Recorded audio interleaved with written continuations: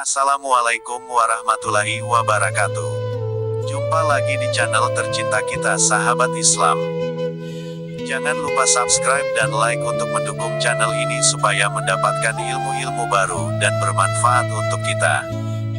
Kami akan mengupas, apakah betul terdapat sedekah yang pahalanya tertolak. Mari saksikan dengan baik. Sedekah adalah ibadah yang bernilai besar dalam agama Islam. Allah bersedia membalasnya dengan pemberian 700 kali lipat, atau bahkan lebih banyak dari itu pada orang yang dikehendakinya. Belum lagi, sedekah akan bisa melapangkan jiwa, membuka pintu rezeki, membuat pelakunya dicintai dan disukai orang lain, mendapat rahmat dan ampunan dari Allah, yang pada akhirnya bisa berujung pada anugerah surga. Namun di balik semua keistimewaan itu, ternyata setan tidak akan tinggal diam. Dia akan berupaya untuk menggugurkan pahala dan balasannya. Sehingga manusia menyangka telah menjadi dermawan, telah menumpuk banyak pahala, tapi sebenarnya tidak. Karena semuanya ditolak oleh Allah. Di dalam Al-Quran, Allah menjelaskan sedekah yang ditolak pahalanya ini, yaitu sedekah yang pelakunya suka mengumumkan dan menyebutnya, dan sedekah yang menyakiti penerimanya.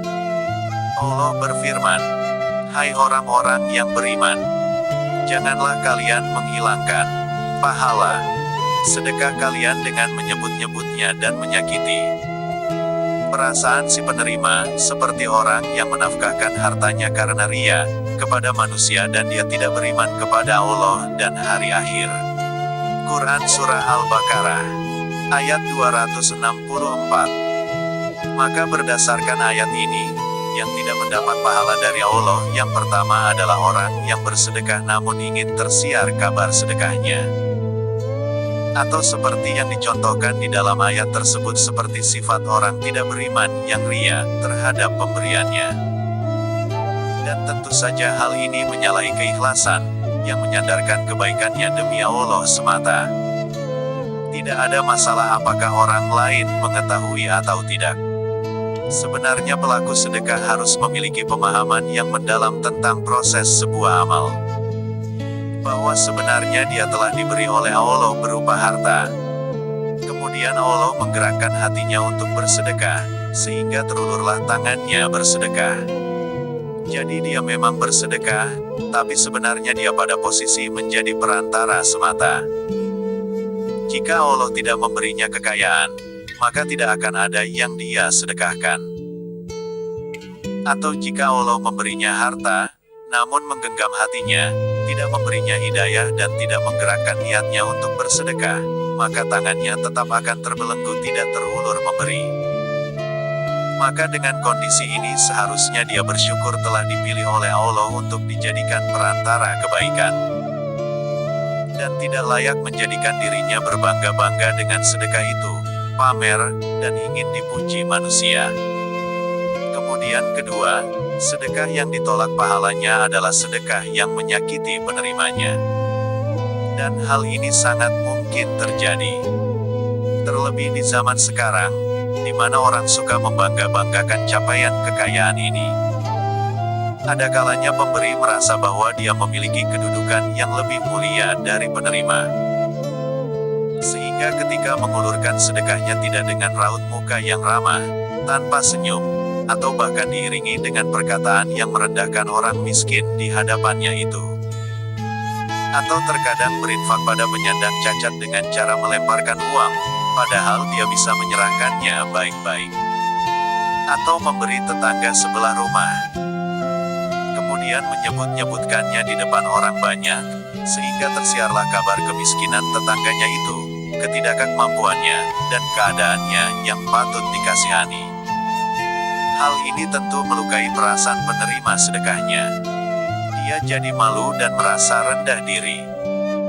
Sehingga wajar jika Allah kemudian bertindak adil, menghukum ketidakbaikan ini dengan pembatalan pahala sedekah.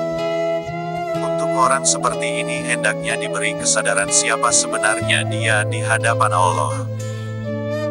Bahwa kedudukannya di sisi Allah bukan dilihat dari kadar harta, berupa kaya atau miskin. Yang membedakan adalah ketakwaan di dalam hati. Ketakwaan yang akan mengantarkan pada keikhlasan dan kualitas amal ibadah. Bahkan untuk orang kategori ini, seandainya datang kepadanya orang tua renta peminta-minta, kemudian dia menolaknya dengan cara baik-baik dan penuh kesopanan, adalah lebih baik baginya. Atau bila dia kemudian mendapati peminta-minta itu berkata dan berbuat tidak sopan, namun tidak dibalasnya ketidaksopanan itu, bahkan dibukanya hatinya untuk memaafkannya, maka hal ini lebih baik dan lebih bermartabat baginya. Karena hal demikianlah yang dijelaskan oleh Allah di dalam Al-Quran. Allah berfirman, perkataan yang baik dan pemberian maaf lebih baik dari sedekah yang diikuti dengan perkataan yang menyakiti perasaan si penerima. Quran Surah Al-Baqarah ayat 263. Demikianlah, semoga kita diberi anugerah oleh Allah berupa kehati-hatian terhadap dua perilaku yang merusak pahala ini, sehingga sedekah kita tidak sia-sia, dan bahkan berbuah surga.